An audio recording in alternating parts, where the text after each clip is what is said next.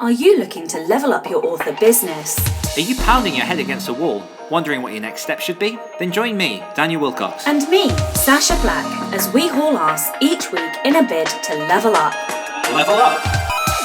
Come along for the ride as we delve deep into the business of writing, Craft, entrepreneurship, and every level of the author journey. This is the Next Level Author Podcast. Hello, Achievers, and welcome to episode number 100 of the Next Level Authors Podcast, a podcast where we hold each other to account and track our step-by-step progress as we level up our author business. I nearly fluffed up the intro on episode 100. Okay. My name's Daniel Wilcox, and here with me every single week is... Angel Black. That is who is with you this week. Angel Black, dear God. Hello. Episode hello. 100, Sacha. I know. I am surprised by this. Yes. Cheers, darling. Cheers. Clink, everyone. Also, let the villainy begin. Thank you, Yanni, for this. And also, cheers, everyone. Mine's nothing a bit of whiskey can't fix. Although I tried to pour some on my author business and had to buy a new laptop. I tried, man. I tried. Sacha. Well, no, so before we get into that stuff, what I should say for people listening on the podcast feed is we are celebrating episode 100 in style. And so for people who are new to the show, haven't yet joined us, we have been saying this for weeks. Obviously, you haven't heard that because you've only just joined us, but we are joined by a cohort of our wonderful patrons on Zoom. We are live streaming into Facebook as well. So we will have questions and different bits throughout the show where people can pick our brain and celebrate episode 100 with us. So that's kind of how things are working. Sacha, how the devil are you?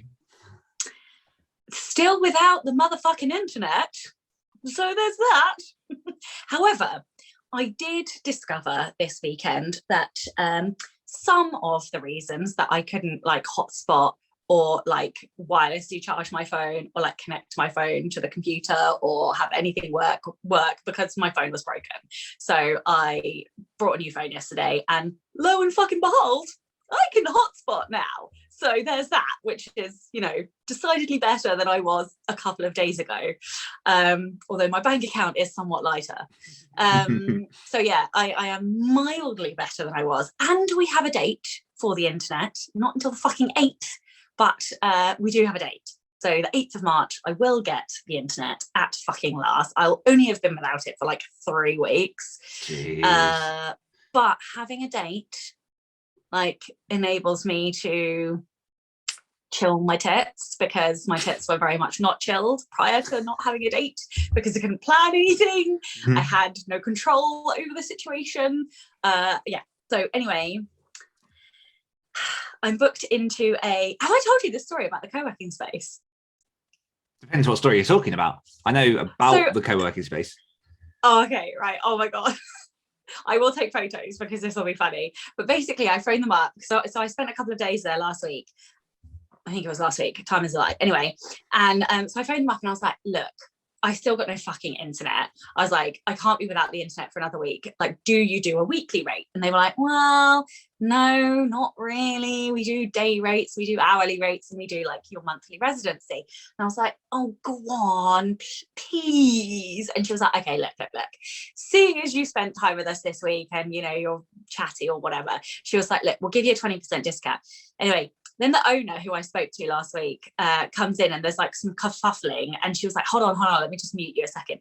She comes back on and she's like, and I'm like, oh God. And then she's like, look, it's World Book Week next week. And I was like, right. And she was like, if you come dressed as a book character, we'll give you another 5% off. Hey. I'm gonna go dressed as Maleficent, I think, and and just rock up tomorrow morning dressed as fucking Maleficent, in I'd the middle so of laugh this really if they didn't then give you the festival. discount. They will. So we've changed stuff. I know. Anyway, so that is going to be my week next week. So yeah, how was your week? Are you still tired? Are you better? Do you know what? I'm working through the worst of it. It has been a week of just trying to cut myself some slack a bit, and I am behind on things in a way that I don't want to be, but at the same time I'm accepting the reality of the fact that I'm in that situation and I've just got to take action to get out of it. So one big twist that I had this week was, and again, it's stuff that we know, but it's things that we forget especially at times where we are stressed and burned out and things. And it was putting myself in the position of power. So I was like, I'm more be careful how I'm wording this, but obviously I have a lot of client work, but the client work is obviously what funds a big chunk of what my business is. And then I have the other stuff that I do. And as I get stressed and burned out, I start to resent the client work more and more and more. But the fact is, if you think about it, at the end of the day, like the client work is just one direction I could go. If I wanted to, I could easily just go out there, step into another, well, I say easily, obviously I'm being sort of broadly hyperbolic, but I could walk out there, I could get another job that would replace the income in some way. And I could do that while also doing the other thing. But I'm choosing actively not to because I've got a plan. So it's that thing of like, I've chosen to do this as opposed to all the different other alternatives I could have done. So like embrace it, make the most of it and do it. And the other thing as well was I found myself going into a really defensive position with my finances. So I clocked my incomes, I clocked my expenditure, and I was really looking at like the minimal sort of bottom lines of stuff. And I realized that everything I was doing was like playing it safe rather than like attacking and thinking big and going for that. So I've had those kind of two twists in my mindset this week, which I think comes from allowing yourself to rest and have that little space just to deal with it anyway. And yeah, so I've just been mostly trying to hammer through client work. I have, and I've not announced this yet, this is an exclusive NLA episode 100.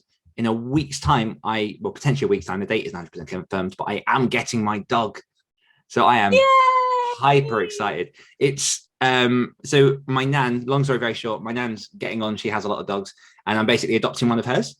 It's going to be a 5-year-old Lhasa Apso. For people that don't know what they are, they're kind of like Shiba Inus. For people that don't know what Shiba Inus are, kind of think Ewoks. If you don't know what Ewoks are, just think fluffy little dogs. But her name is Louise, and she'll be coming to live with me for as long as I'll have her. So I'm very, very excited to have a bit of company on the days when I don't have my little one, and something to bark at and to get annoyed at when I'm trying to work. Yeah, there'll be pet pictures coming, don't you worry. Oh man, I'm so out. It's so weird doing this in front of people. I know we've done this before. What's something you've enjoyed this week, Sacha? Oh my God, quite a few things. So I listened to a new podcast, Juliet Fisher, thank you very much for sending me a link to a guy called Simon Hurry. I think it's, what is the podcast called? I can't check, obviously, because I'm on my fucking phone. So I think it's Titan to something to Titan. Anyway, Taken to Titan? No. Anyway, he's a strengths guy, and he has recorded like an hour-long podcast on each strength, and he's only on Spotify also. So I had to go to Spotify because I normally listen on Apple. And he was talking about competition, and he was talking about like this trifecta of competition, achiever, and strategic. And he was comparing them. It's Simon Kinsberg. I don't the know. Mad Titan. Oh, shade. Strengths. Sasha's got to take a drink every time she mentions strengths. Yeah, all right. Happy episode 100. And basically, yeah, he was comparing having those three strengths to basically being like Wolf of Wall Street type, like competition level, hungry, ambitious. And I quite enjoyed being, I know obviously he was not a very good person and he did fuck up in a very significant way, but I like to think that I'm that hungry.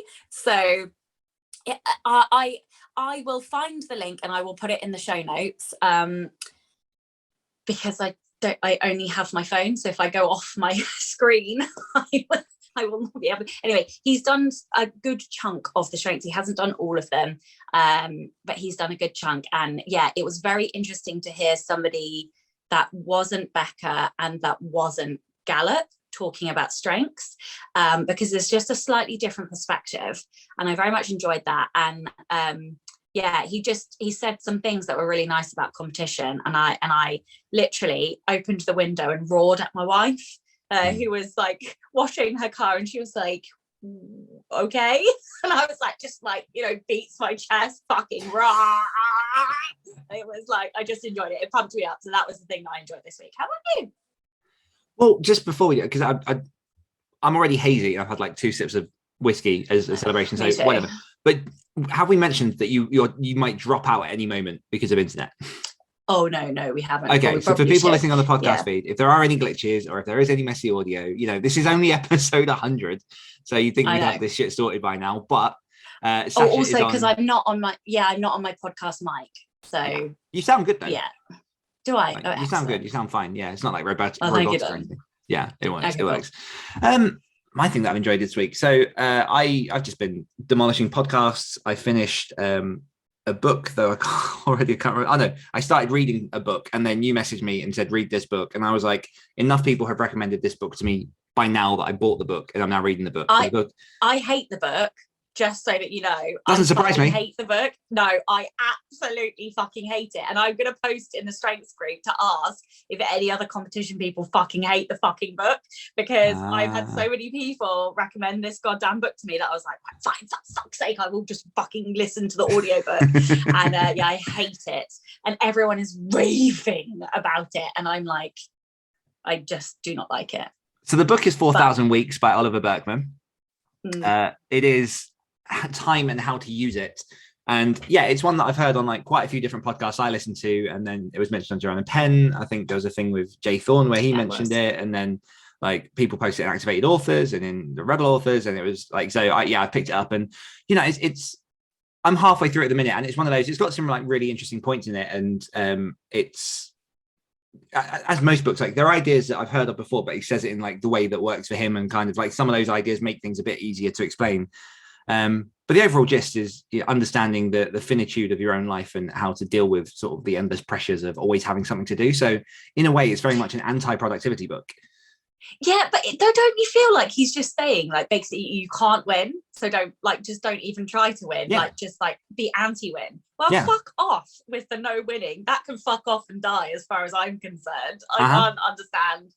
Like Yes, I am the great not equalizer. Okay with Welcome book. to episode 100. He's basically saying you can't win at life. Fuck what? No, like I am so 100% out with that book. Like depends on your definition of win. But so that's devil's advocate working. Yes, Ara. But yeah, that was something that I'm enjoying as I'm reading through it. But the thing that I actually enjoyed this week was a friend of mine re-recommended to me the School of Greatness podcast by Lewis Howes, who's a former athlete, and he interviews some sort of just world megastar people, and just really enjoying. Like it's nice sometimes when you listen to so many of the same podcasts to just have a fresh voice, even if it is sort of the same content. So yeah, I've been listening to that and enjoying it quite greatly. Quarterly confessional, and we are nearly at the end of February, which is effing ridiculous. Sacha will read a minimum of 5 Sapphic books. I have either read 4 or 5, and without a screen or device to double check, I can't tell you, but we have time. Yep. Cool. Implement outsourcing, done. Yep. Check off 5 things off the new business plan, done. Yeah. Dan will dictate 2 novels. This one's starting to get squeaky bum time, so I've done 1. I've not yet started the second one, just because of burnout. But it has to happen. It's going to happen because it has to, because I'm on deadline anyhow. But it doesn't, darling. You could always have a forfeit. I could have a forfeit, although for people on the podcast, I am currently wearing my tip top, and Sacha is dressed in angel wings with a halo. So no, I took the wings off because they were hurting my neck. Oh, that's not good enough. I know. Launch a survey. So yeah, I've got to launch a survey. I'm still working on that. Oh, for a moment, they look like elephant ears. Right, 3 short stories. I've written 1 so far, and launched a new podcast has happened, and we're on episode 3 tomorrow, which is exciting. We have a new patron, Jess Nicole. Thank you for coming on to the squad and becoming a part of the Next Level Authors Legion. You'll get all of the goodies. You get all the episodes before anyone else, and you can join us for these lives as much as when you want to. It's so going to be one of those where I get sick of my own voice because I'm reading all the stuff out this week. I know. I'm sorry. It's fine. It's only 100 episodes. Level ups is this week. Go to CJ Dainton, who says, I got a student. I have a wonderful teen who I am being paid to teach writing to, and it's amazing. I love that. I love that kind of like first client. You get that first moment where you can actually start like working with someone, and you have that kind of, can I do this? And then you get through it. You're like, yeah, I can. I got this. Yeah, you can. So keep going, CJ. Comments. Does that sound right? I don't think we should do. Oh wait, should we? No, don't do comments. Do comments. I don't know. You're in charge. I don't care. You do. So we're going to do comments because we had this exact same conversation about an hour ago. Did we? Yeah. I've had gin between that conversation and right now. So. That is true. That is true. So episode 99. Oh, fuck you, Sacha. What is your relationship with romance? First of all, big thanks to everyone who emailed and reached out and sent messages to myself and or Sacha. Oh, best question ever. Do I win the questions? Do I win the questions, right? I win the first Leave that up to the questions. audience. I don't think we can decide, Sacha. I win the questions. Comments from our wonderful patrons. Cassie, hello, who said, Louisa May Alcott said it best for me, love is a great beautifier. I love romance, not dissimilar to Sacha. I want the whole emotion in all stories, the passionate beginning, the spark and fire middles, with the lasting heart that you're better for it. For the writer in me, it's the character arc. The artist in me finds the beauty in the Disney dream, which is evolving, and the damaged puzzle and the tragic desperation found in a mending partnership. Life is messy. There is beauty in that. With love, it intensifies. It's lovely if you can find a partner who wants to grow and evolve with you, because life is a push and pull. Absolutely. To me, that is love and the great beautifier. Side note, I died laughing at Dan's face when Sacha revealed flirting as a competition trait, and that is why she loves it. A proper roll of laughter. It is, though. I know, but I'll say you're becoming wildly predictable, Sacha. Jessica McMinn said, as a consumer of romance, I'm just going to keep talking. I too am a hardcore shipper, but tend to prefer fiction where romance is the subplot and not the main driving force of the narrative. That said, I adore intense, soul-consuming love stories, complete with all the chaos, conflict, and complications that go along with them. I need to take Renee Michaels, out of I fucking my love you people. Hope you guys will be over at 20 Books Vegas this year. I must fangirl with you over a pic. I'm sorry, Sacha. You're not. Are you going Vegas, Sacha? Are there any tickets left? I have no idea. Neither do I. No, I am not, unfortunately. But at some point in the atmosphere, there will be a photo op of some kind when I'm 73. I think I probably won't go because I'm going to New York and South Africa and Venice. So I think that's probably enough traveling for 1 year. Well, and Holland. So that's a fair old list of places. That's not bad. It's more than I'm going. It's not bad. Okay, that's all the comments. So have we done everything? I think so. Nailed it. Well, thanks everyone for joining us. Okay, bye then. No, so before we go into the question, what we are going to do is we got a bit of a special surprise that even Sacha hasn't yet seen. And our wonderful virtual assistant Sam has put together a lovely little compilation to celebrate episode 100 of the Next Level Authors. Now, for people living on the podcast, obviously we're not going to be cruel enough to put you through just listening to the sound clips. So we will cut this bit out, and probably there'll be a bump, and then you'll hear the rest of the audio in the episode go on. But if you want to go see the video, it will be over at YouTube. We will have it as a separate video as well as during this episode for the YouTubes. Now, don't forget to share sound. Don't forget to share sound. I will share sound. I'm so excited. Shall I mute myself? Or do you I'll mute myself as well, just so we've got maximum. Otherwise, I'll laugh really loud or something embarrassing. Let's hope this works. Yeah, give it to me, baby. Exciting, because I'll get to hear this and hold it in my hands, and that's the most exciting bit. Hello, Achievers, and welcome to episode 2 of 16, 20, 23, 25. Landmark episode number 30. 33. 7? Is it? 33. 37, at last, because I definitely thought it was episode 37 4 episodes ago. 40. 43. 48. 52. 65. 69. 77. 84. 87. 92. 93. 97. 98. 99. The Next Level Author podcast. Podcast where we hold each other and track our progress as we Lower are all the the business. My name is Sacha Black. My name is Sacha every week is We're tackling Sacha Black. the man who knows numbers, Daniel Wilcox. Sacha fucking Black. Daniel Wilcox. Penis finger. Daniel Wilcox. Starbucks Black. Tits Daniel on Wilcox. A very giggly Sacha Black. I'm not actually here in real life. Cool. Hello. I'm going to make a public promise that I'll be as honest and transparent as possible, and I'm pretty sure that you, Sacha, are going to do the same. I am, unfortunately. Yes. The secret one I can't really talk about. Which I cannot talk about. I can't tell everybody else. I can't also name. No, I'm not going to talk about that. Oh, can I say that out loud? I'm not going to really say any more about that. Yeah. Speak slightly in code for one of our things to be a discussion about the thing. The other thing that's similar to the thing that you did that you couldn't talk about at one point, but I did the thing, my thing, a thing with the thing that I'll tell you afterwards.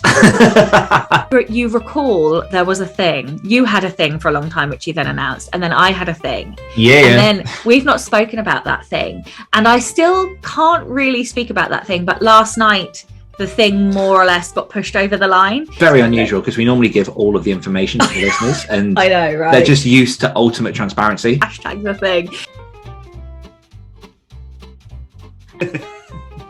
Monica's coming. It's hard. Words are harder.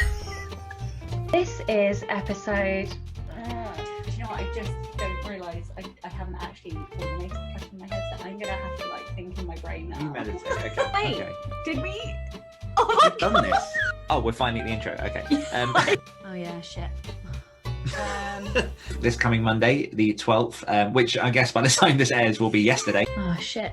Are you going to level up your business this week? I don't know. Okay, thing of the week.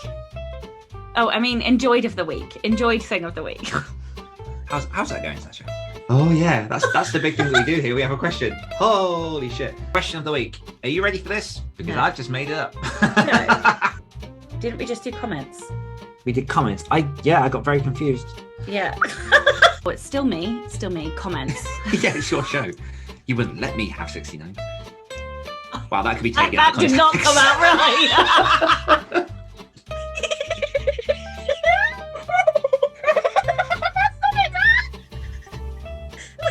Just listen to us. Be delirious.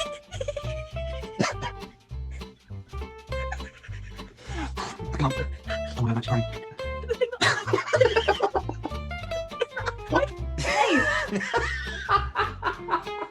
Sorry, I'm so sorry, everyone. Like,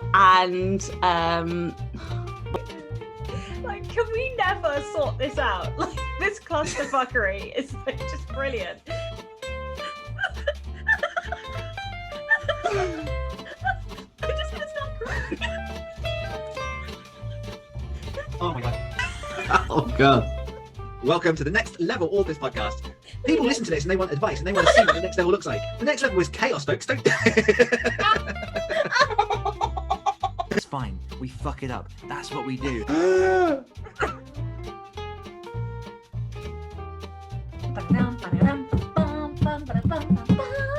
Question of the week.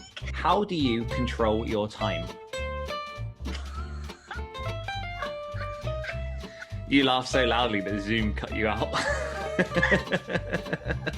What have you learnt about selling yourself? You son of a bitch.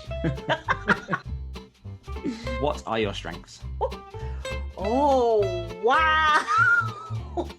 Questions that could really make you hot under the collar this week. I think. I feel There are questions which could potentially disband Next Level Authors. I was like, what do you mean? I don't want this question. So, what is your relationship with romance? And so, I want you to answer that.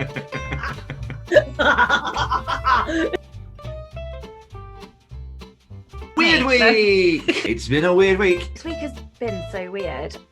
Weird. A weird week.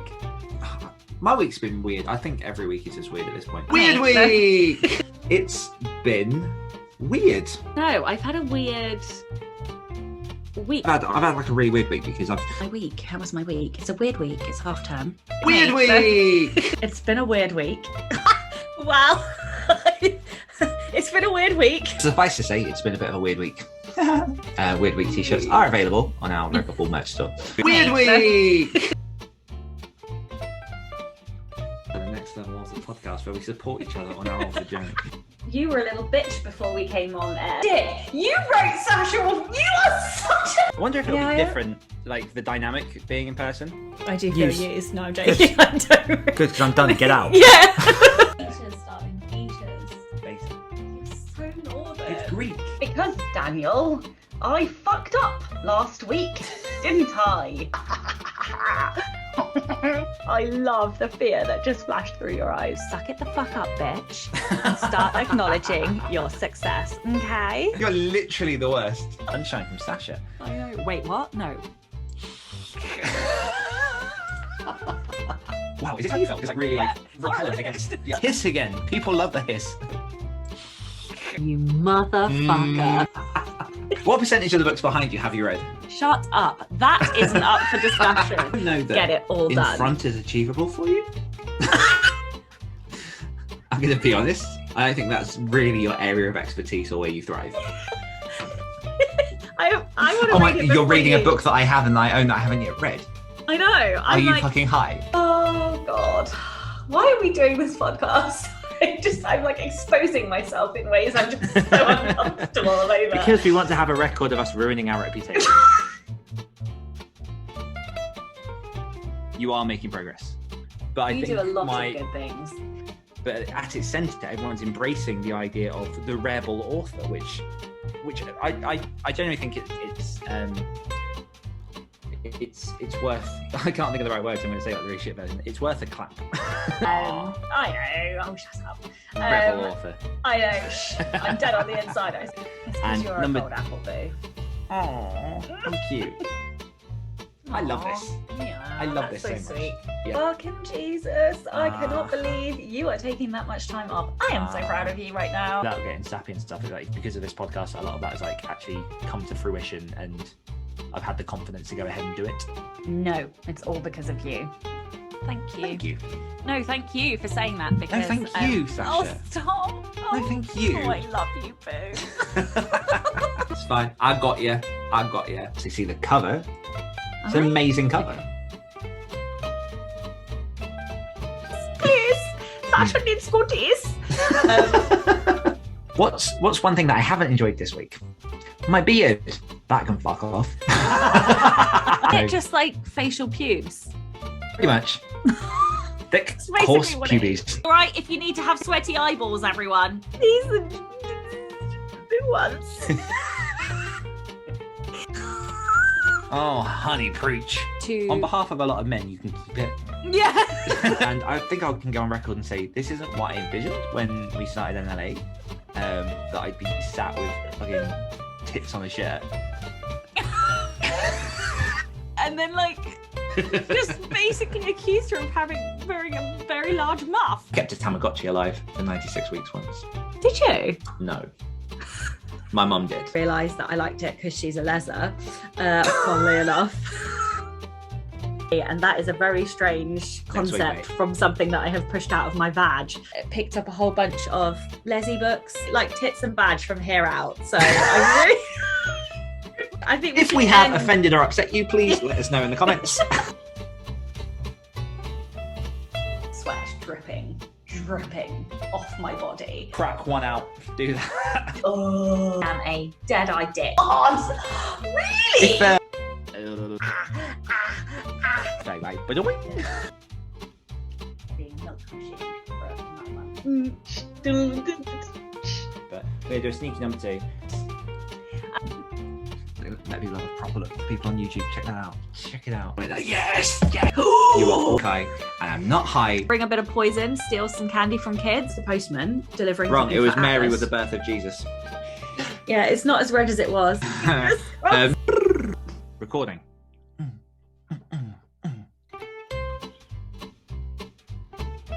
On strengths, of course, it was strengths.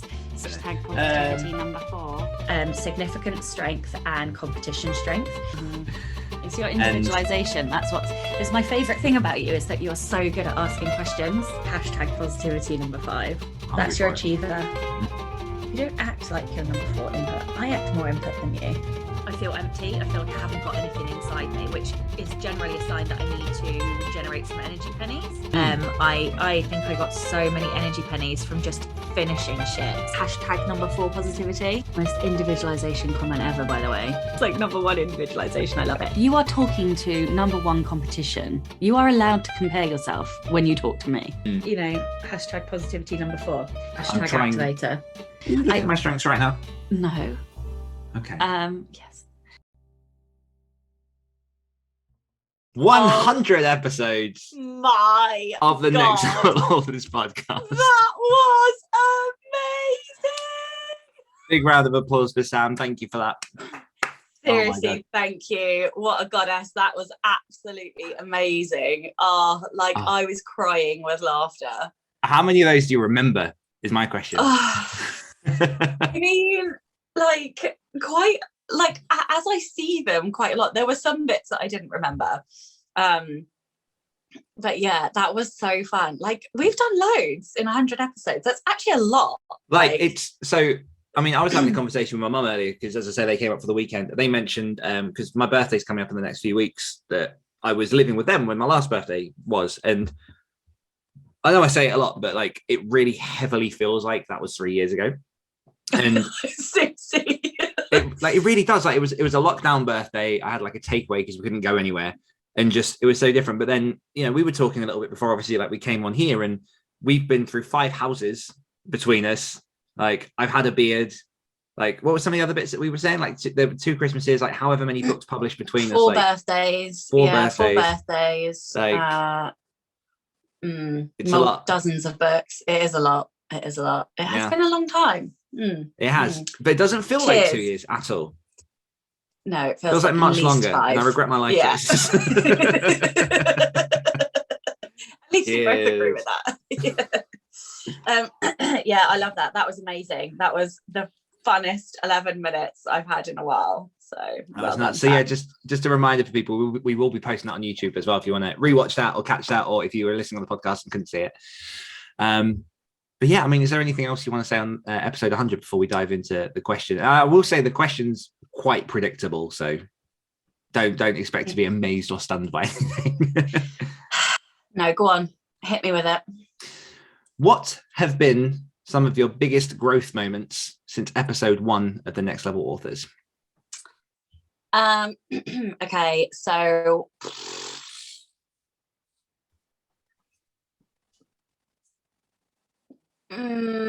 beating my day job income was one. Realizing that the reason I like lesbian fiction is because it's about lesbians would be another one. Wait, what? I know, fucking shocking everyone, I know, right? I think diving into strengths and getting obsessed, everybody drink, motherfucker. And what else? The people on the podcast, everyone on the Patreon Zoom just drank. I love it. What else has been growth moments? Gosh, that's really hard.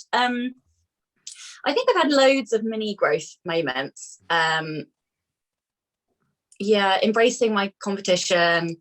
Most of them are probably around strengths, to be honest, because it's had such a significant impact on my ability to embrace who I am and then capitalize on who I am. And yeah, finishing Trey, that was huge. Mm-hmm. That was a huge one. I don't know. Yeah, that's hard for me to do without like having prior thought about it. I don't know. Yeah. Well, I mean, there have been huge moments. I mean, we've been through a pandemic together. Like within the pandemic, you moved house and went through all of that stuff, which obviously was like personal on the personal side. It's like big moments for you to push through that, and obviously all the chaos that came with that, and then trying, because you said it a few times. I can't remember if it's been on the podcast or sort of privately, but like we have been given quite rough odds in starting a full-time business. Like we both pretty much kicked off 2019. We had a few months and then the pandemic hit. Like that's not ideal conditions for starting a business and really trying to like gain momentum and like find out what it is we want to do. But yeah, like so many just huge moments along the way, and the in and outs, and obviously like all the just I don't want to pile stuff on, but like they've got a handsome impact as well. Yeah, for sure. Yeah, buying a house is a big thing. Mm-hmm. Yeah. How about you? My God. So, I mean, my biggest growth, I believe, has really come from all the stuff that we did with Nano in 2020 and kind of like the lead up before that. Like, I had considered writing nonfiction, before starting the podcast. And then obviously, as we started chatting before the podcast started, like I was looking at collaboration for authors, and ended up kind of, as the pandemic hit, I just got this burst of energy to do stuff and just to make the most of that time while nothing else was going on, and just made that happen. But like, it's always interesting going back and tracking the older episodes of this and just seeing how confident I believed I was and how unconfident I actually was, like inside, especially, or maybe not confidence the right word, but like I didn't know myself well enough. So I went into full-time authordom with this very, very heavy expectation of I wanted to do full-time fiction. And that's what I did for, you know, a year between ghostwriting and writing my own stuff. And like, it was all fiction. And it's been a really bizarre, messy, wonderful journey to have that twist around to a point in which I'm embracing more of the nonfiction side and understanding that like I still really, really like writing, but I don't necessarily need that to be my bread and butter. And then not just that, but, you know, having all you guys on the Zoom, like all you patrons and then everyone on the Facebook group that's watching, like, and just having your support and things, and, you know, growing an author community and stuff, it really has been a journey in accepting that the more honest I can be about my journey, the more that helps other people. Because transparent. Yeah, exactly. You know, about the thing. But there was always like, because and this is the thing that I hate, and I really am trying to strip away, is that expectation of when you see authors, like they just have it together. And, you know, you look at an author who is successful, making like 6 figures, whatever. And it's like, oh yeah, they just write everything, they do this, and it's like easy. And it's just fucking not. It's messy and it's complicated, and personal life intervenes and everything else does. And like, people, to be a writer, you have to manage your personal life around the creativity and the art, because the personal life will not leave you alone. Like, it will find a way to drive its way into your business, what you do. And just recognizing that in my own journey, and then sort of just trying to, you know, be honest and share that with other people. And yeah, all the growth really has come from finding a passion for the nonfiction, but also in finding confidence in myself and knowing that the stuff that I'm saying can be valuable to people. Because, you know, one of the big conversations that we had, it was just before we did Nano, it was all about like humility and the fact that I always worry that if you try and become an expert, you come across as like an arrogant brick. And that is the one real barrier that it's still in my head. It's still a thing that like I worry about every day, because, you know, when you speak as a nonfiction person, as an authority, you have to have a certain amount of expertise, and you have to like have a certain amount of confidence to say, this is what I believe.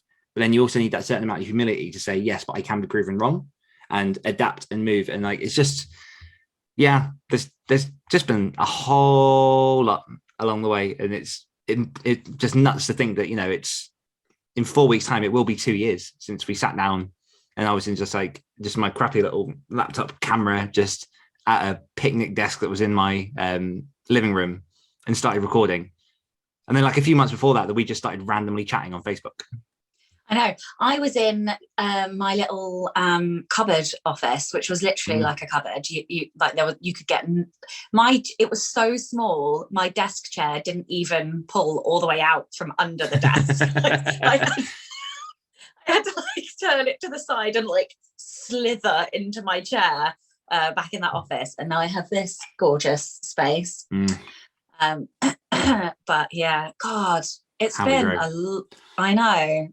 Where are we going to be in another 100 episodes? Yeah, I don't know. Yeah, don't know. I'm thinking Paraguay, maybe. That'd be fun. Yeah, go there for a trip. Maybe. Yeah, a bit of remote working. Yeah. Take the kiddo and the dog with me.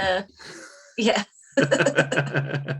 Tell you what I do want. It won't happen in 2 years, but one thing that I have added to my bucket list of things that I do want is to own a property that I can use as like some form of writing retreat. That is on my list. How to get there remains to be seen, but I would absolutely love it. Just like a log cabin in a forest somewhere by a lake with hopefully no snakes or bears. That's the dream.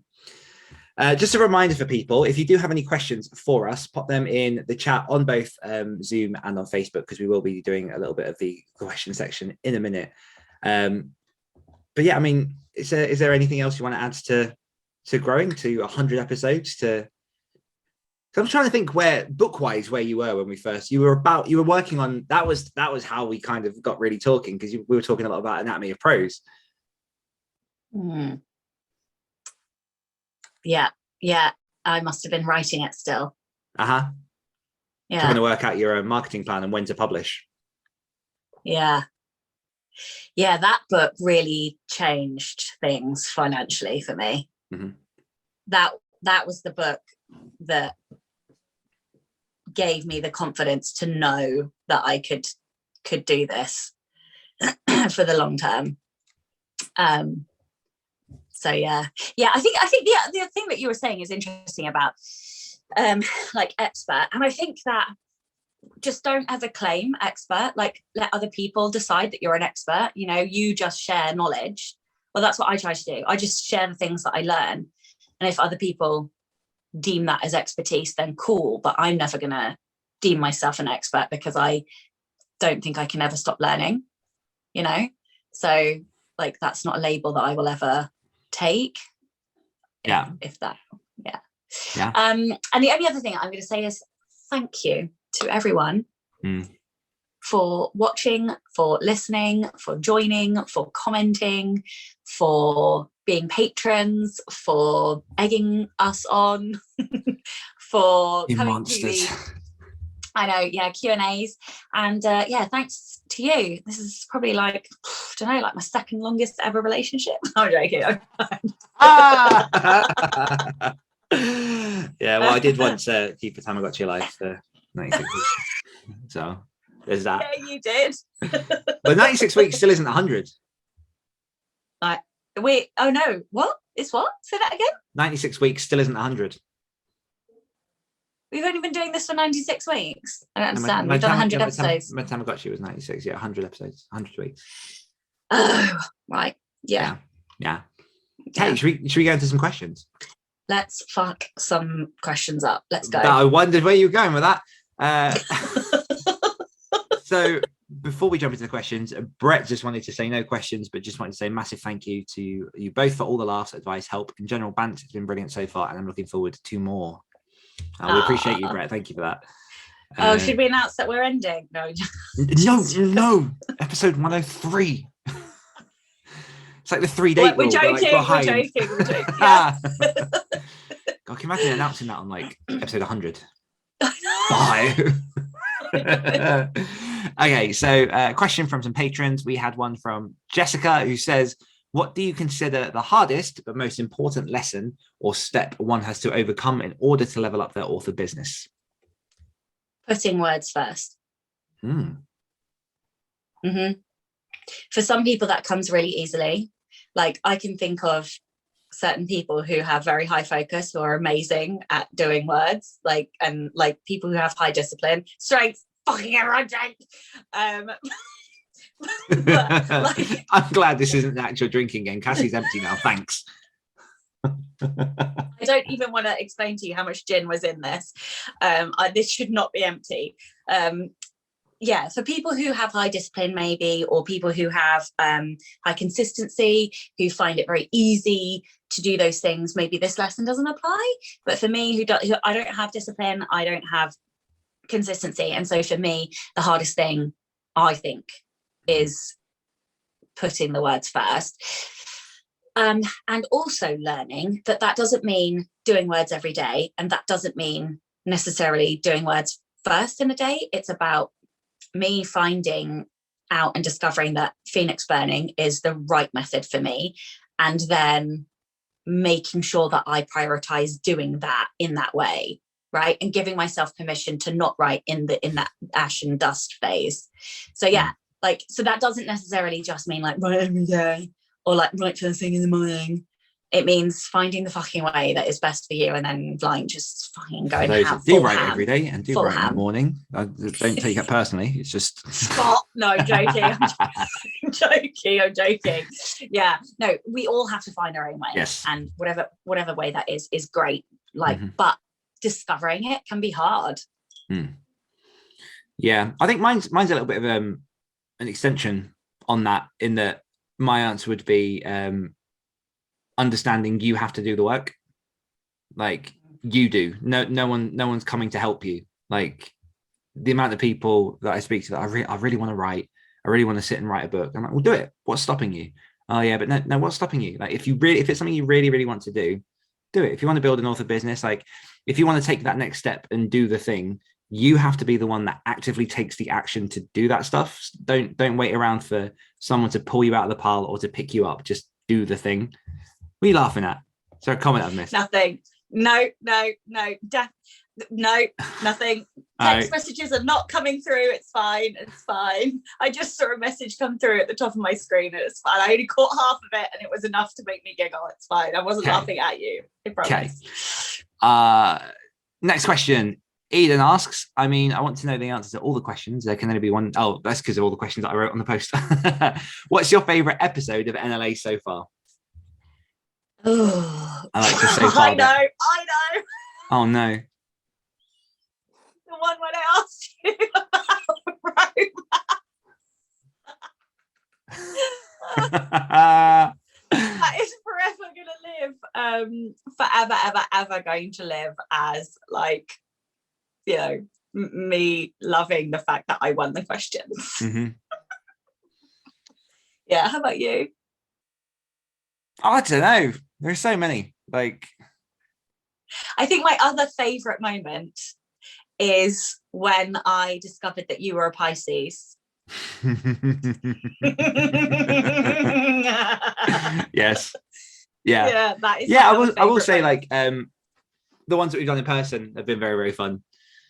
Because obviously they've been coupled. We with, are like, overdue that. We are overdue one in person. Yeah. But obviously, like we'd hang out and do other stuff as well, and then we'd record the podcast. But it's also a weird dynamic, kind of recording a podcast with both of you next to each other, because it's that whole thing of like, who am I looking at? Am I looking at you, or am I looking at the thing?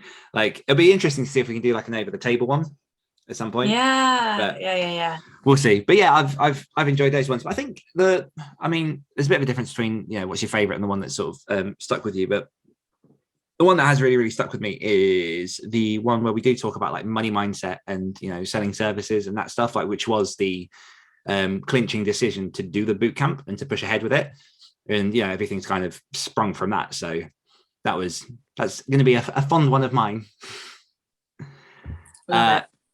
Sam asks, what has been your biggest pivot in the last 2 years? Cue Ross pushing us over up the stairs. I think mine's kind of answered, like, because I still write fiction. I still love the fiction. I'm still working on the fiction. But mentally, my biggest pivot is into coaching, really.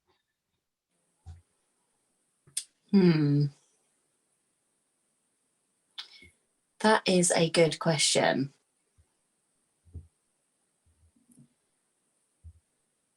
Oh, I don't know that I've got the answer to that. That is a good question. The biggest pivot. And it has to be a pivot that I've already done and not that I'm going to do. If you can't think of one you have done, then answer it however you fucking want to. Come on.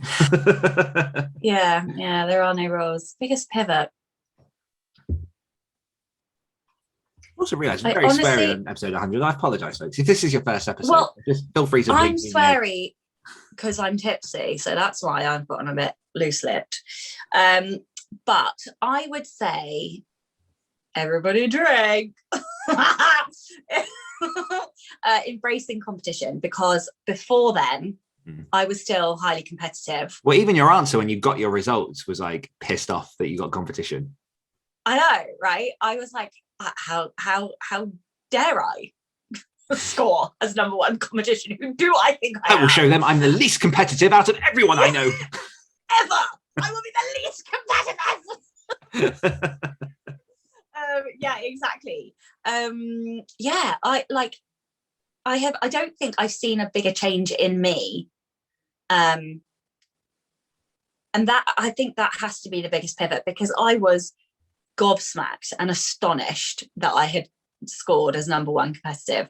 But like, literally, like, the more I learn about competition, the more I'm like, I fucking burn at nuclear levels. Like I just think that embracing it has been so empowering for me, and like owning it and talking about it and enabling that to like feed through my work and how I work, and like being able to, what it's done is it's enabled me to make even bigger goals, right? Because now I'm like, oh yeah, I now recognize how hungry I am.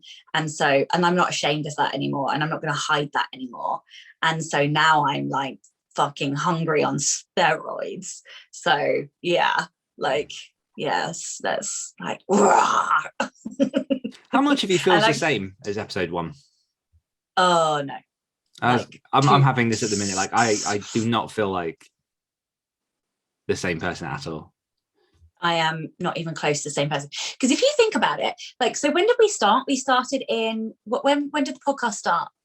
2020. March? Yeah. So we hadn't even quit our jobs for a year. Fuck me. Like, I was a child. Like, facially, I was a child. Yeah, like, just watch the video again. Child in the face. But yeah, like mentally, like mindset wise, like, oh my God, I feel like a completely different person. I feel stronger. I feel more confident. I was like broken when I left my day job. I was a shell. I was completely broken. Like I just had to survive the first year, and I didn't even think my biggest fear was that I would fail and that I would have to go back to a day job, and that is so limiting.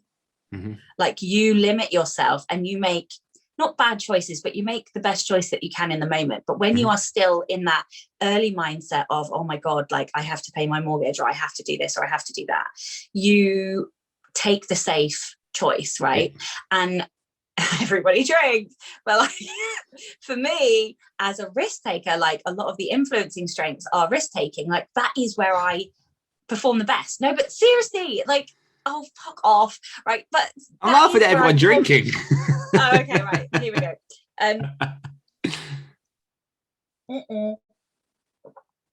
I'm out. Yeah, so like, it's only in taking risk. It's only in taking those leaps of faith. It's only in setting the big goals. It's only in investing that money that I was terrified to invest, that I every fucking time I make the hard choice, I level up. And like, I don't even know what the question was anymore. How much of you feels the same as episode 1? Yeah, I would not put the gin down. Okay, sorry. Oh my God, I am really quite tipsy. I don't know how many shots of gin were in that. I just poured. Probably 7. I think it was probably 3, but anyway. Yeah, like, past Sacha would never have done that. I would never have made those decisions. I would never do that. So like, I feel like a very, like, there's still the same girl inside me who wants to be creative and live a life where I don't have to do what anybody else tells me to do. But yeah, like, I feel very, very, very different. Mm-hmm. And yeah, oh God, I fucking love this journey. I love every single second. I love the hard work. I love the people. I love everybody here. Oh God, I just love you guys so much. The rebel all for everyone. Round of applause. Hiss, hiss. No.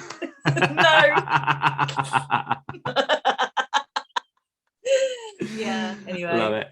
Yeah, no, I concur with all of that. I think because you always feel in the moment like you're somewhat informed about what it is you're going through in this situation, and you know, you plan for what comes ahead with that almost core belief that you know what the next step is going to look like.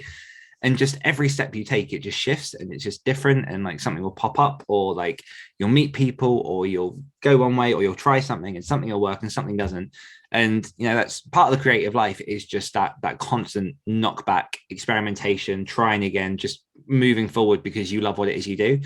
And I think that, you know, in the beginning, I was confident that I wasn't gonna have to go back to my day job, because, you know, there's always more client work to fall back on if I wanted to. But like, as the years have gone back, it's not a question that I'm going to fail. It's just, how far am I going to go? Which is has been sort of a real shift with mine. And I find like, even now, just the way that I talk to people about what I do is much more just, what's the word? Like, formed. It's just much more like, again, I keep using the word confident, but it is like, it just presents itself. It's much more molded in how I talk to people about what it is I do and the things that I do. And, you know, there's just so much more backing each day that passes. And, you know, in 2 months' time, it'll be 3 years since left the day job. And like, I still remember the bus journey home from that, just kind of walking out. It was a beautiful, like, sunny day where I used to live. Got on the top of a double decker and just got the bus home and just looked back at the place and was like, yeah, this is where it all changes. And it has, and it continues to. And yeah, my dad flew over. My dad flew over from Holland on my last day, and like was there with me when I walked out of my day job in Christian Louboutin heels.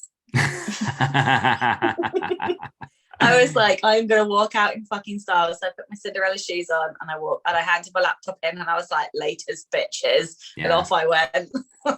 It is such a satisfying moment, just because in my old job, without obviously giving much away on names and stuff, but it started to get into like some stupid like politics and all this kind of bullshit that you have in corporate. And it did just get to the point where I walked into that office, just handed over my letter of resignation to my manager with like a really smug look on my face. And it was like, what? And I was like, just read it. And I stood there while he read it, and he kind of looked at me. It was like, really? And I went, yep, and just walked out. So. Do you remember how you felt before taking that leap of faith? Shaky hand. Yeah, no, mine was driven by anger, mostly. Like, a situation occurred in which I was like, I'm not working here anymore. Like, even if I have to downstep, like, even if I have to do something else. And I actually interviewed for 3 different jobs, as well as like, as I was kind of like getting down the road of, because I didn't do the smart move of having savings. I didn't do the smart move of like looking ahead and having that sort of nest egg. I literally went, I'm pissed off here. I'm not happy. I'm going to go to somewhere where I am happier. And it just so happened that the stars aligned with sort of, you know, finances and client work and other stuff that it was enough to get me moving. And again, it all came down to me. Like, it would work as long as I made it happen. But I could easily slip and it could easily fall. But that wasn't where my head was. So how about you?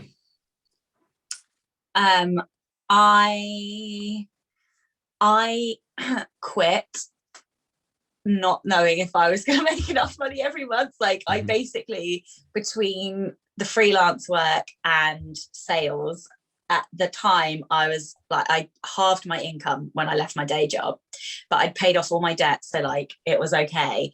But like each month I had to fucking hustle. Like, I had to hustle to make bank.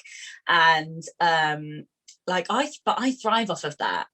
And so yeah, I don't know, like, yeah, I felt sick. I didn't know.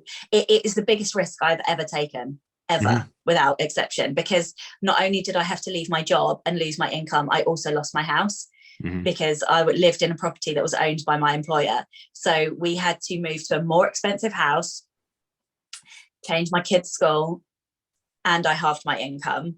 So I don't think I've ever taken a risk like that, but it was 100 million billion trillion% worth it. And like, I don't think that risk is worth it for everybody. I actually don't think that risk is a risk that everybody should take.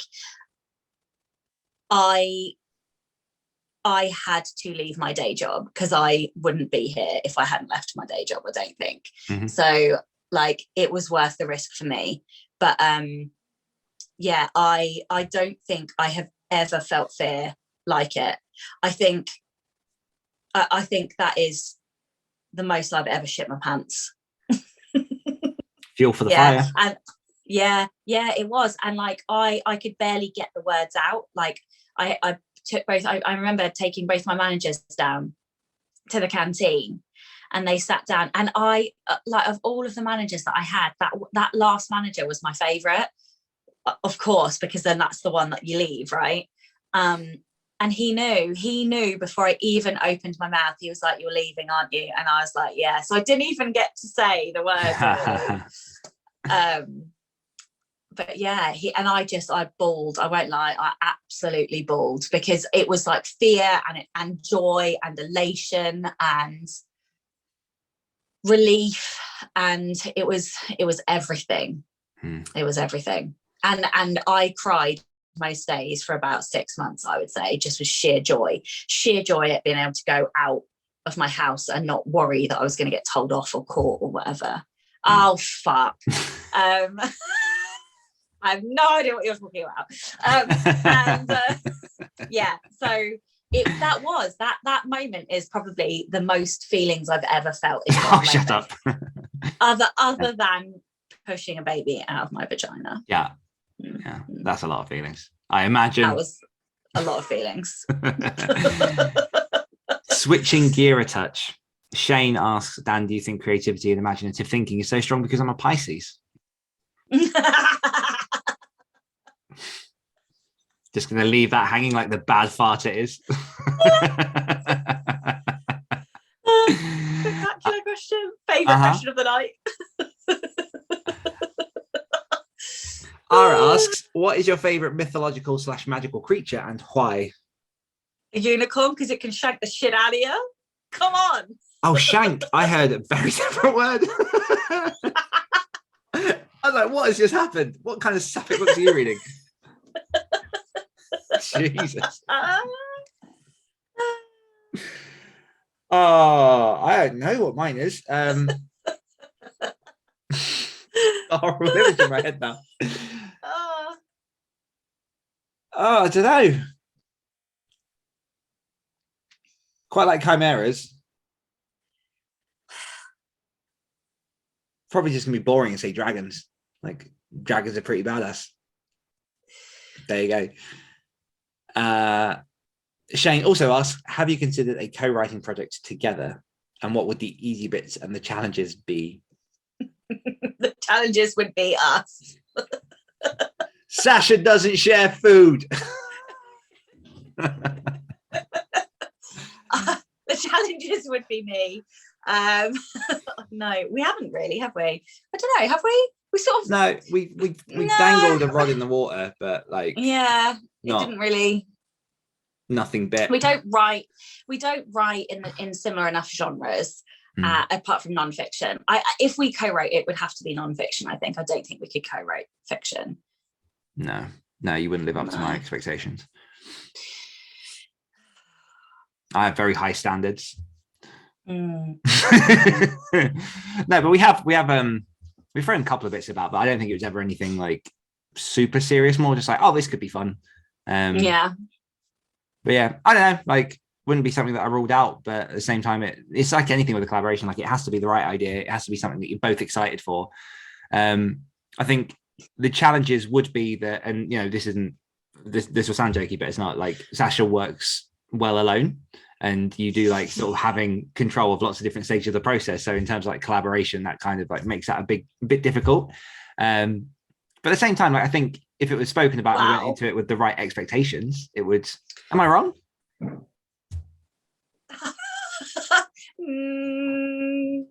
Not really.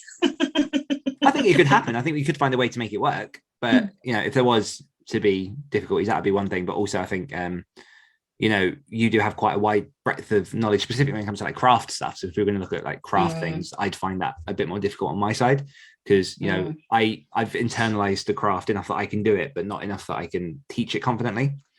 I don't think I'd ever collaborate with anybody on craft. Yeah, it would be probably business marketing side because that is my space where I get to swear, be sarcastic and have fun. And I do, even though I write down all those things to help other people, I'm also doing it because I like to learn. And so it's like my learning process, and I don't know how I would do that with somebody else. So yeah, I think it would be very all joking aside. No, I think with us we have to really nail down, because I'm not a huge plotter, although obviously with non-fiction I am a bit more organized, and so it would be a case of really having to nail down the outline before either of us took to kind of any kind of writing, and just make sure that we were like I can't do an outline for non-fiction. What are you on about? We can't. This isn't. You no. best find the answer one. to this question is no. We can collaborate on other stuff, right? But clearly not a book. I think Shane wants us to collaborate on a book though, Sacha. So I think we have to make it happen for Shane. We can call it the book for Shane. Sacha, for people on the podcast, is shooting herself in the head. Right, come on. Next question. I think, unless I'm missing any, that might actually be the questions that we've got in the minute. We didn't get any on Patreon. We've asked them. Oh, we did. Okay, excellent. We got that. That was Jess and Eden. Sam, Shane, Shane, I'm just checking on Facebook. I mean, we'll give people a minute or two just to add any last questions. If not, we'll look at rounding up. I mean, we've had quite a lot of comments. We've got a few people on Facebook. We've got Yanni, we've got Andrew, we've got Andrew, we've got Emily, we've got Sam. Pan was around. Emily wants a writer's timeshare in Ireland. Yanni's worried that you've caught feels and didn't hear the word shank. And is worried that there's eyeball leakage. Ari, did you have another question for us? Is that on there? Here we go. Okay, we've got a few. So let's do Ari's first. Dan's partially answered this, but where would be your perfect place to write if anything were possible?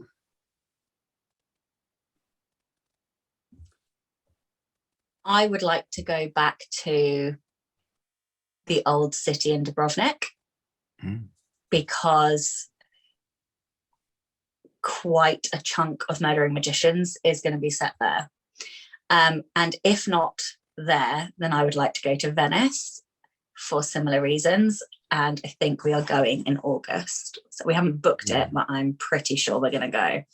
So I would like to go to those two places or Japan. I know. Okay. I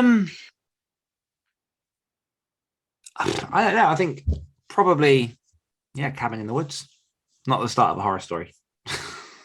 I mean, it is, but like just somewhere quiet and just somewhere that, I mean, it needs to have Wi-Fi that's useful for research and stuff. But like, I actually do quite like the idea of like the whole Bill Gates going away for a week and just disconnecting himself from everything and just like researching and reading and using that as like a week a year to do. Yeah, I can confirm that no Wi-Fi is not actually as fun as it sounds. So I probably wouldn't go there, to be honest with you. Well, I think the difference is choosing not to have Wi-Fi, knowing there's no option of Wi-Fi versus like desperately wanting the Wi-Fi from your soul, having blotchy, crappy 4G that isn't connecting all the time consistently. That's very different. That is different. I think I'm quite boring. Just anywhere where it's like blue skies and like sun, just outside, in a way in which I could still type and see the screen, because that's always my issue. Like I love the idea of doing that, but then you have to touch type because it's all glary and I don't know. Yeah, just somewhere. But no, I'm a forest and a lake boy. Cassie says, curious, what space in publishing do you think will change the most for authors in the next year?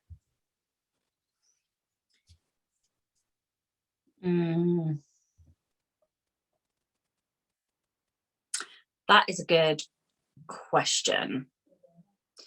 What space is going to change? I think that it is going to be tech related. I'm interested to see what DTD and Smashwords do in terms of the data that they're going to be able to output. And I think the data that they will be able to give us, I was listening to them, I can't remember on whose podcast, but they were saying that they have access to like 800,000 titles, I think. Can't remember. I don't know. It's a lot of fucking titles though. And they're going to be able to, they're going to have huge amounts of data. So I'm interested to see what that does. I think AI, I think audio, AI and audio, I can't imagine that we're going to get through another year without them enabling AI narrated audio onto the platforms. I will be very surprised if we go another year and we still don't have that. So I think that will make a difference. And I am interested to see what happens with direct stuff, because I think that authors are taking more control. I have seen a huge shift in the amount of direct sales coming through. Because when I first did direct sales, it would be like once in a blue moon. And now it's like weekly, sometimes daily, like depending if I've put a sale on or whatever. Like this month, because I've had an audio sale on this, I've had loads of sales on the website, and then people see other stuff and so they buy other stuff on your website, and then they become website buyers as opposed to Amazon buyers. But I'm interested because there's this whole, like, Ally put a really interesting blog post out recently about the creator economy and how lots of people who are authors who also see themselves as entrepreneurs are taking control of how they engage with their audience rather than being at the whims and whimsies of Amazon. So that was on a Monday, I think. Maybe not last week, but the week before, I don't know, it was in the last 2 or 3 weeks anyway, and that was really interesting. And I think it's going, and I think the empowerment of authors and, you know, like memberships and subscriptions is going to be interesting for me to see where that goes. And I'm also curious to see how many more indies start getting Netflix deals. So like we had an indie get the first cartoon, not cartoon, that's probably the wrong word, but anyway, I can't think of another word. She's had what's her name? Is it Jamin Eve? Not Jamin. I don't remember who it is. Anyway, an Academy cartoon by an indie is now on Netflix. So that and I can't wait to see like what else comes out. So yeah, I don't know. That's it for me, I think. Yeah, I mean, I think there's a lot of stuff happening. Timeline wise within the next year, I think AI audio is probably one of the better bets. Obviously there's a whole lot going on at the minute with NFTs, which are definitely going to find their way into books and things. Somehow they already are in quite a few forms. Yeah, I don't know what's happening with the I've not heard much on. Do you remember they were mentioning about those machines where you can walk into, say, any bookstore and it just prints off a title for you there and then, just like the whole book out of whatever catalog on the digital library? They were starting to be seeded last year, a couple of years ago. But I'm not checking to see what their kind of growth is, but that kind of idea of on-demand publishing where you can just walk into a bookstore and say, I want this book, even though it's not on the shelf, and just walk out of it in your hands. The other thing that I think that's going to happen, that is very interesting, by the way, and I do remember seeing that. The other thing that I think that's going to happen, not necessarily in the next year, but in the next 5 years, is the agent model is going to change. And I think that agents are going to have to get on board with what indies are doing. And I think they are going to have to take on more like subsidiary rights rather than trying to sell to trad publishers. I think if they don't take on indies doing foreign rights sales, they are going to get squeezed out of the market, because indies can, to be honest, negotiate their own deals. They're not necessarily going to get the best deals, but I think if agents want to create their own sustainable business models and still be relevant and needed in the industry, then this is how they do it. Yeah, and it's definitely worth keeping an eye on Spotify in terms of podcasts and the growth of that market, but also like I've discovered that some of my audiobooks through a publisher I'm with are on Spotify that you can listen to, which is a thing I didn't even realize audiobooks were on Spotify. But you know, they're growing massively and making very, very conscious efforts to grow their audio market just beyond music. So obviously they had the whole buy-in of Joe Rogan and one of the biggest deals of exclusivity like a year or two ago. I don't know, our timeline's gone. But yeah, they're kind of scooping up lots of things just to kind of compete with Apple and iTunes and really make things happen. So audio just in general is just exploding in every single corner. I mean, we've seen it with the other stories, the actual listenership, that because obviously we get the demographics behind the scenes. It's always been Apple that's been sort of the top where people find us, and Spotify is just slowly growing and growing and growing. So watch out for them. And any news article with Spotify, I kind of tune into now. And yeah, Brett said monetization for audiobooks on YouTube would be good. Yeah. Well, you can if you have enough followers and enough of an audience, you can monetize that already. But yeah, that's predicated on you having a big enough audience to do it. Yeah. On the last question, Edwin mentioned that a few of his favorite writing spots, hotspots, have Wi-Fi, which I think is very, very useful to have to be without that. We're getting comments everywhere. Another question. So we had that one. I think those two are covered. Let's do a couple more from Facebook. So Helen Scheurer asks, where do you guys see your author careers in 5 years' time?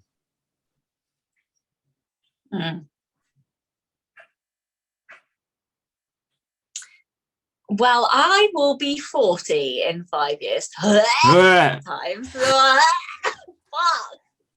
always forget, Sacha.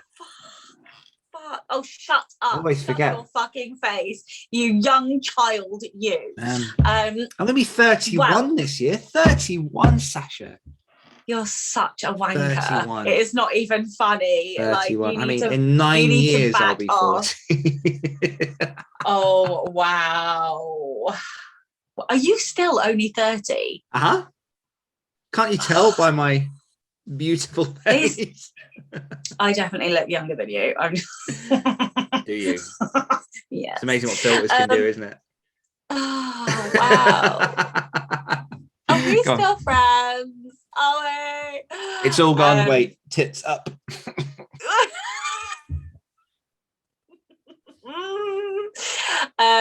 Yeah, so in 5 years, I'm going to be, well, in 5 years and 11 days, I will be 40.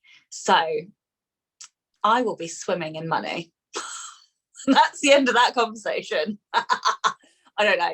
Honestly, I don't know. In 5 years' time, I would like to see me in financially a completely different position.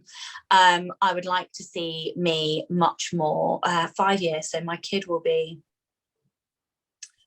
13. Okay, so I would like to be able to, I don't know. That's such a hard question. Fuck. What's weird is if we went back to the start of this, I could quite confidently say, here's where I want to be in 5 years. But like the more I find out and the more like I learn, the less certain I am about next week, let alone 5 years' time. I would like a more diversified income portfolio. And I think that's all I'm going to say about that. Because #transparency. With the thing. Yeah. I think I will have a team. Do you know what's horrible? In like 5 years' time, you're going to be my age. I know, right? I hate you so What's it like much. on the other side of the chasm? You are. I am trying so hard not to drop a C-bomb right now. Oh, I hate you a little bit right now. I love it. You're tip top. Yeah. I think in 5 years' time, I'll be obviously like checking in to make sure you're okay. You know, feeding you. You need to go fuck yourself so hard right now. But no, I think I'll have a team of some kind, expanding the stuff. Well, much expanded the stuff that I do now. I'd like to sort of travel a lot more with my work and have a bit more like in terms of like physical in-person contact, because you know at the minute, like as nice as this all is, like pretty much 99% of my interaction with humanity is digital, and I don't think that's good for one's psyche. Just bigger impact. That's it. Nice and simple. Next question. Let's do Yanni. What's your biggest goal you'd like to achieve by episode 200, which will be 2 years' time? How old will you be then? I will be fuck your mum years old. Oh, I wouldn't go down that route. How is? Oh, she's fine. She's good. Yeah, I know. I saw her last night.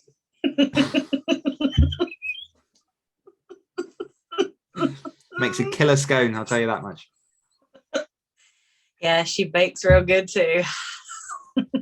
Right, okay, let's move on before this. What's quite funny is I've actually been in a room with your mum. Say which one. Right, okay. What even was the This question? is a show about writing, right? Question. What's your biggest goal you'd like to achieve by episode 200? I would like to hit a certain financial figure, because that's what 2 years away from now. Yeah. So I'm going to hit a certain financial figure. I would like to have made a significant dent in a new series. And 2 years. God, it's really hard. I would like to have ticked off 3 of the people on my must interview list for I like that one. The Rebel Author podcast. And I would like to have made don't know. I'm gonna leave it there. I think it's really hard. Should have thought about these before this kind of stuff. Well, that would Because, involve like, preparing. Oh yeah, that's never gonna happen. And have loads more non-fiction books.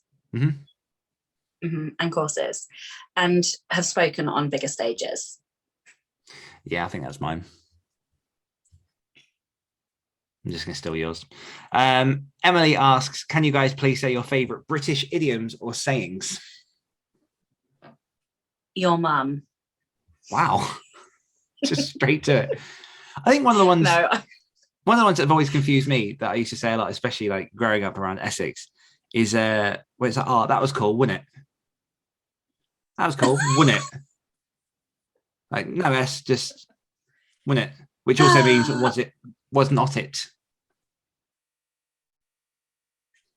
It was really cool, wasn't it? So I can't think of any British idioms off the top of my head. So that's not gonna. I quite like. I quite like. Oh yeah, they could chew an apple through a letterbox. Literally never heard of that. Basically means that they've got quite big front teeth.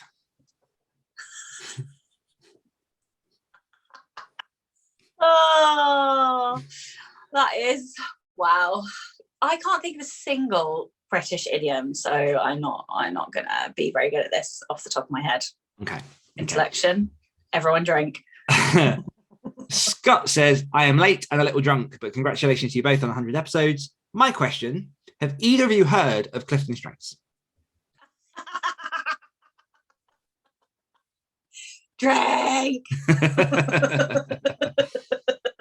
Let's do two more questions and then look at rounding out. So we have one from Pan, which says, how strong / restrictive of a boundary is what readers would expect from a book in your genre? Are you comfortable in silencing those expectations while you write, or is it an essential part of your process? I don't understand the question. Can you say it again? So I think in terms of, the wording, how strong / restrictive of a boundary is what readers would expect from a book in your genre. So I guess sort of in terms of reader expectations in your genre, how tight are they and how well do they, or how much do they affect your process when you're actually writing and want to follow the story?